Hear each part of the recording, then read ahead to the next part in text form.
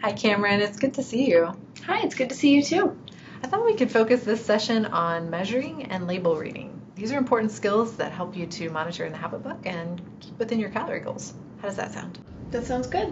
All right, so let's start with an exercise I find to be very eye-opening. So I noticed from your habit book that you eat cereal for breakfast. I do sometimes, yeah. All right, so I'm going to take this box of cereal, for example, and I'd like you to, how does this bowl look? Does this look about like what you would use at home? Yeah, it does. So if you could you measure out, just pour a bowl of cereal like you would at home. Okay. This looks like it's about the same size as mine.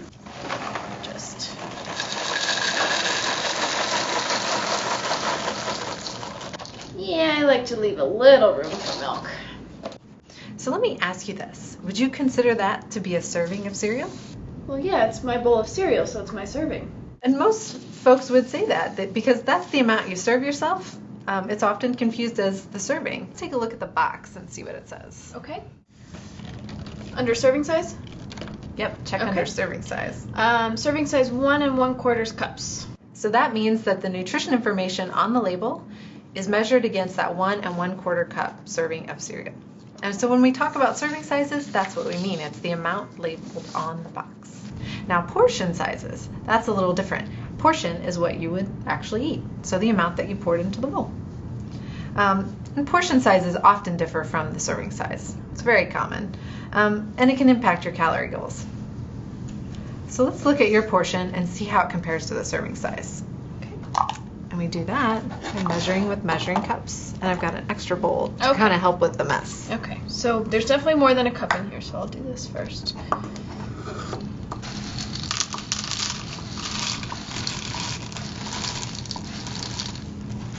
Okay, so that's about 1 cup.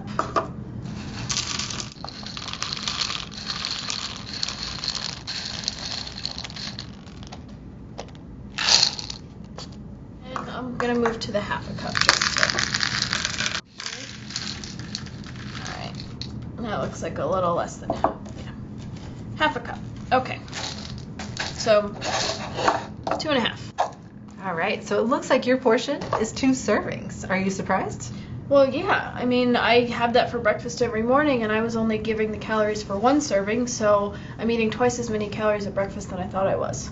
Okay, so how about we compare that to 1 serving?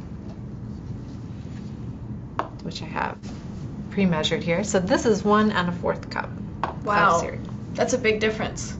So without measuring, it's really common to, eat more than what the serving size is, especially since our bowls and our plates hold a bigger portion.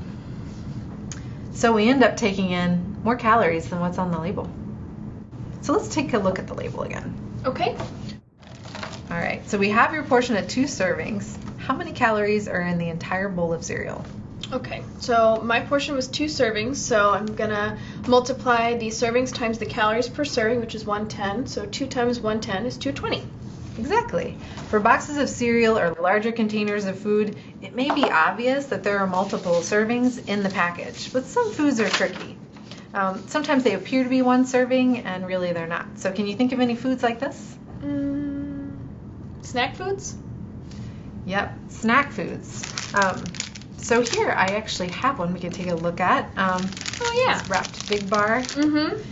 So would you guess that this twin pack Fig Bar is a single serving? Well, yeah, it's just the right size and they're wrapped together, so I would probably eat both at the same time. All right, let's check the label and see. Okay. What do you think you'd look for? Servings per container? That's correct. Okay. Servings per container, 2. Wow. Okay. Yeah, so that small double, the twin pack is actually 2 servings. So it looks like it might be a single serving, and it's actually not. So that's one of those confusing ones. Other foods like cans of soup, your soda, juices, and even some bags of chips that look like they're a single serving item and they're a little bit bigger. So you may see nutrition information for the entire package as a whole on the label. Sometimes that happens, but oftentimes it's not listed that way. So how do you know? How can you be sure? I guess I need to look at both the serving size and the servings per container. Exactly. There's a lot of information on this label. Is there anything else I'm supposed to use? That's a great question. And so we have a plan of action for this, and it's called the traffic light plan. And we'll cover that in more detail at a later session, but in general, you're going to look at the total fat and the sugar content depending on the food. So cereal, for example, is a food item where you would look at both the total fat and the sugar content. Can you find that on the label? Yeah.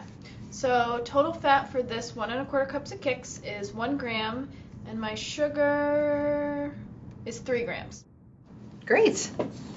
So we can talk more about those nutrients in a later session. How does that sound? That works for me. All right. So let's review what we talked about today.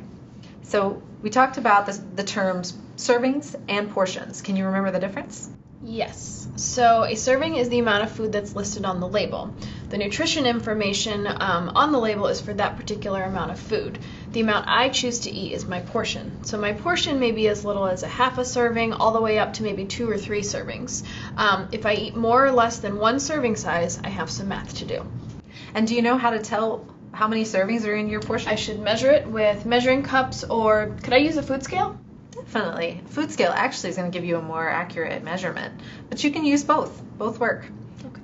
All right. So the skills that you've learned today, measuring, reading labels, all of that's going to help you to record your food in the habit book and help you meet your calorie goals. Okay, sounds good.